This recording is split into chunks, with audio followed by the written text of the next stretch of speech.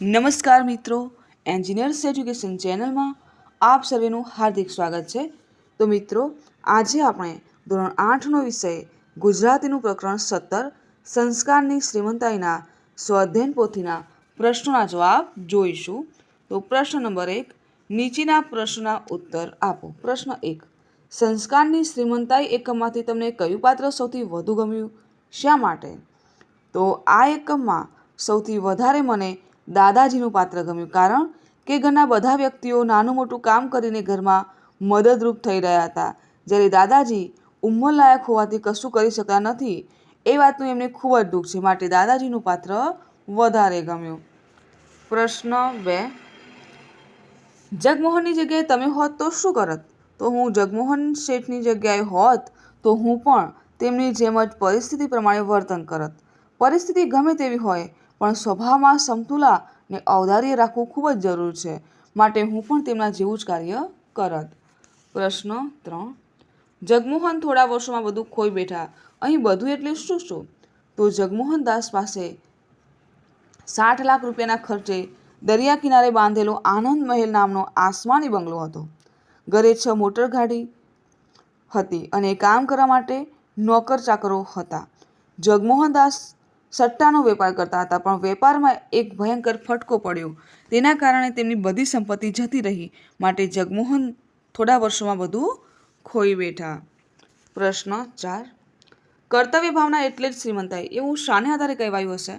તો જગમોહન દાસના સુખી સંપન્ન પરિવાર પર અચાનક ગરીબાઈનું મોજું ફરી વળ્યું, પણ દરેક સભ્યોએ કોઈને દોષ આપ્યા વગર એકબીજાને મદદરૂપ થવાની કર્તવ્ય ભાવના નિભાવતા રહ્યા. આગળ જોઈશું. પ્રશ્ન 2, સંપીને રહેતા પરિવારના ફાયદા શા હોય છે? એવા પરિવારની મુલાકાત કરો અથવા વડીલ પાસેથી જાણો. તો સંયુક્ત પરિવારમાં રહી અવસર ઉજવવાનો આનંદ અનેરો હોય છે. સંયુક્ત પરિવારમાં બધા કામ વહેંચાઈ જાય છે, તેથી કામનો બોજો રહેતો નથી.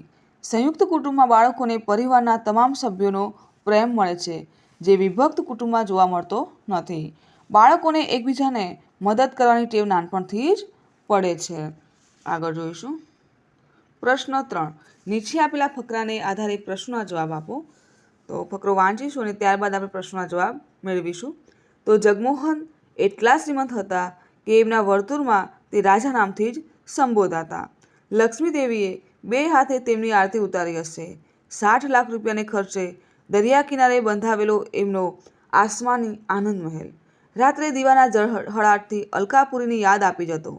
તેમને ઘરે 6 મોટર ગાડીઓ હતી અને નોકર ચોકરનો તો પાર નહીં. જગમોહનના કુટુંબમાં 8 સભ્યો. તેમની પત્ની પાર્વતીબહેન, વૃદ્ધ પિતા દયાળજીભાઈ, 26 વર્ષનો પુત્ર સુમોહન, પુત્રવધુ ઉત્પલા, તેમના 2 બાળકો મૃણાલ અને મિલન, 16 વર્ષની પુત્રી પ્રીતિ અને જગમોહન પોતે. હવે આ ફકરાને આધારે જે પ્રશ્નો છે તેના જવાબ મેળવીએ. તો પ્રથમ પ્રશ્ન, પાર્વતીબહેનને કોણ સાસુ કહેતું હશે? તો પાર્વતીબહેનને ઉત્પલા સાસુ કહેતી હશે. પ્રશ્ન 2, આસમાની આનંદ મહેલ, આમાં આસમાની એટલે? તો આસમાની એટલે આકાશ જેટલો ઊંચો. પ્રશ્ન 3, લક્ષ્મી દેવીએ 2 હાથે તેમની આરતી ઉતારી હશે એવું સાથી લાગ્યું? તો કારણ કે તેમનો 60 લાખનો બંગલો હતો, 6 મોટર ગાડી અને નોકર ચાકરનો પાર ન હતો. તેમના વર્તુળમાં તે રાજા નામથી સંબોધાતા, માટે લક્ષ્મી દેવીએ 2 હાથે તેમની આરતી ઉતારી હશે એમ કહી શકાય. આગળ જોઈએ. પ્રશ્ન 4, જગમોહન ખૂબ જ પૈસાવાળા હતા. રેખાંકિત શબ્દને સ્થાને તેના સરખા અર્થવાળો શબ્દ ફકરામાંથી શોધીને લખો. તો જગમોહન ખૂબ જ પૈસાવાળાનો સામાન્યથી શબ્દ થશે શ્રીમંત, કે જગમોહન ખૂબ જ શ્રીમંત હતા. આગળ જોઈશું. પ્રશ્ન 5, જગમોહન રાજા નામથી કેમ સંબોધાતા હશે?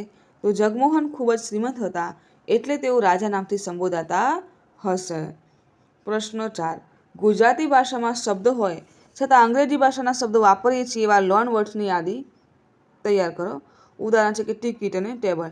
તો આપણે જે ગુજરાતીમાં જે શબ્દો હોય એ આપણે અંગ્રેજીમાં બોલતા હોઈએ છીએ ઘણીવાર. તો એવા શબ્દો લખીશું કે mobile, TV, daily, loan, paper, ball pen, car, shop, bus station, train, hospital ને આઈસ્ક્રીમ. આગળ જોઈશું. પ્રશ્ન 5, સંસ્કારની શ્રીમંતાઈ એકમમાં આવતા શબ્દ સમૂહ માટે એક શબ્દ શોધો અને એનો અર્થ લખો. તો પુત્રની પત્ની, તો પુત્રવધુ. આકાશ જેવા ભૂરા રંગનું, તો આસમાની. કશુંક છુપાવવા માટેની ઓઢણી, તો અંચળા. ગમત ભળ્યો મેળાવડો તો મિજલસ અને મહેનત કરનાર તો પુરુષાર્થી. પ્રશ્ન 6 જોઈશું. વિપત્તિ આવે છે ત્યારે એકલી નથી આવતી, લાવ લશ્કર સાથે લાવે છે. આ કહેવતને આધારે આપણા વિચારોનો વિસ્તાર કરો. તો વિપત્તિ એટલે કે મુશ્કેલી આવે છે ત્યારે એક મુશ્કેલી આવે એની જોડે બીજી ઘણી બધી મુશ્કેલીઓ સાથે લઈને આવે છે. ઉદાહરણ તરીકે કોઈ ગામમાં પૂર આવે ત્યારે પૂરની સાથે સાથે બીજી ઘણી બધી સમસ્યાઓ આવતી હોય છે, જેમ કે બીમારી, લોકોના પુનર્વસનની સમસ્યા, ખાવા પીવાની સમસ્યા, પશુ પક્ષીઓ માટેની સમસ્યા. આમ એક પૂરની સમસ્યા આવી હતી પણ એની સાથે બીજી અન્ય ઘણી બધી સમસ્યાઓ પણ જોડે ઊભી થાય છે.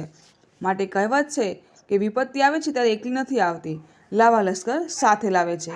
બીજું ઉદાહરણ જોઈએ તો આ એકમમાં જગમોહન શેઠને પણ ઉપરાઉપરી ઘણી મુશ્કેલીઓ આવી, તેથી તેમને સંપત્તિ ગુમાવી પડી. આગળ જોઈશું. પ્રશ્ન 7. તમારા કુટુંબની કઈ બાબત તમને સૌથી વધુ પસંદ છે, કેમ? તો અમારા કુટુંબમાં બધા ભેગા મળીને રહે છે.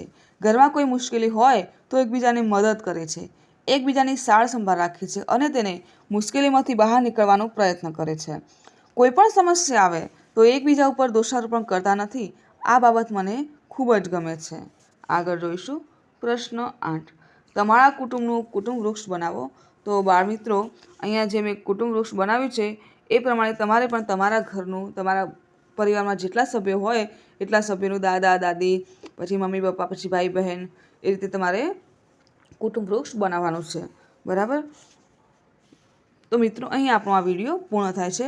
તો જો આપને મારો આ વિડીયો ગમે હોય તો વિડીયોને લાઇક કરો, શેર કરો અને મારી ચેનલ એન્જિનિયર્સ એજ્યુકેશનમાં જો આપ નવા હોય અને હજુ સુધી મારી ચેનલને સબસ્ક્રાઈબ ના કરી હોય તો મારી ચેનલને સબસ્ક્રાઈબ કરો અને જોતા રહો એન્જિનિયર્સ એજ્યુકેશન ચેનલના નવા વિડીયો. મારો વિડીયો સંપૂર્ણ જોવા બદલ આપ સર્વેનો આભાર.